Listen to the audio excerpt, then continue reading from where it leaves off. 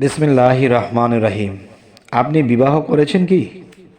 যদি বিবাহ না করে থাকেন তবে শুনে থাকেন যে যদি আপনি কখনো স্বপ্ন দেখেন যে আপনাকে দেখা যাচ্ছে যে আপনি নিজেকে দেখছেন আপনার গায়ের মধ্যে লাল চাদর জড়িয়ে আছেন, তো লাল চাদর জড়িয়ে আছেন, এতে আপনি কি বুঝবেন? এতে আপনি বুঝবেন যে আপনি সম্ভ্রান্ত বংশীয় মহিলাকে বিবাহ করবেন। আচ্ছা, তো এবার আসি, উক্ত স্বপ্ন যদি কোনো স্বাধীন লোক দেখে তবে তার ছেলে সাবালক হওয়ার ইঙ্গিত করে।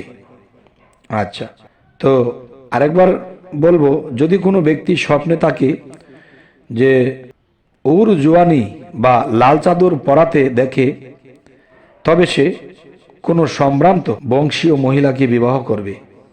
আচ্ছা, এবার আসি, এ স্বপ্নই যদি কোনো বৃদ্ধ লোক দেখে তবে এটা তার মৃত্যুর ইঙ্গিত করে।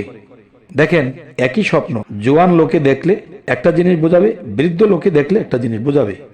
আর এ স্বপ্নই যদি কোনো বৃদ্ধ লোক দেখে তবে এটা তার মৃত্যুর ইঙ্গিত করে। আর উক্ত স্বপ্নটি কোনো গোপন গুনাহকারী দেখে তবে সে লজ্জিত হবে।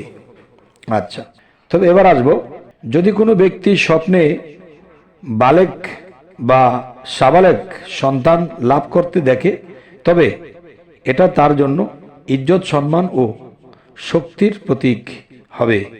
আচ্ছা, তো এবার বলবো, ছোট মেয়ে স্বপ্নে দেখা। ছোট মেয়ে আপনার হয়েছে বা আপনি ছোট মেয়েকে স্বপ্ন দেখছেন আর ভাবছেন এটি আপনার মেয়ে, তখন এই স্বপ্নের ব্যাখ্যাটি আপনি কি বুঝবেন? এটির ব্যাখ্যা হবে প্রাচুর্য, শস্য শ্যামলা, দুশ্চিন্তামুক্ত হওয়া, কঠিন ও জটিলতার পর সহজতা দেখা দেবে, আপনার জীবনে সুখ স্বাচ্ছন্দ্য ভরে উঠবে। আচ্ছা, এবার আসি, যদি কোনো ব্যক্তি স্বপ্নে গোলাম খরিদ করতে দেখে তবে চিন্তা ফিকিরে পতিত হবে।